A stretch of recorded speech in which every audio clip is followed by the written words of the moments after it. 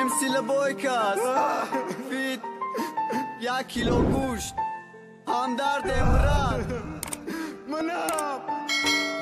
باریتای حرامگلی جون یا رفتیم امسی 1 کیلو گوشت منم خانم بخور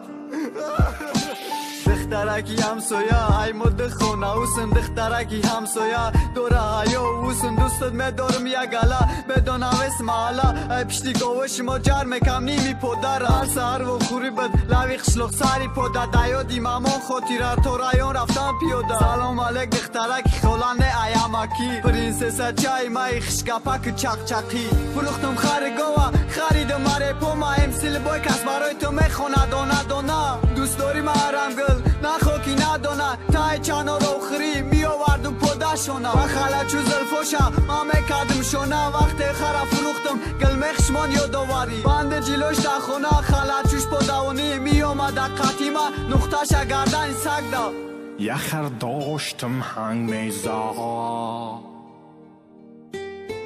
گوشاشا در سنگ میزا او خرد نبود بلا با او عاشقی دخترا بود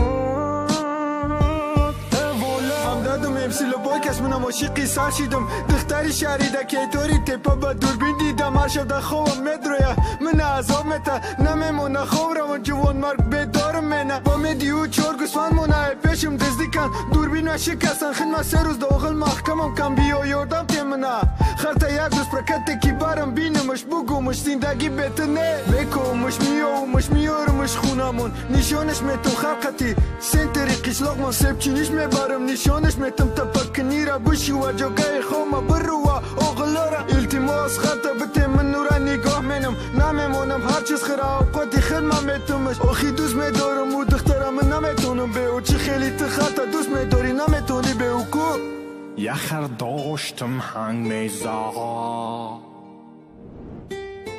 گوشاشا در سنگ میزا او خرد نبود بلا با او عاشقی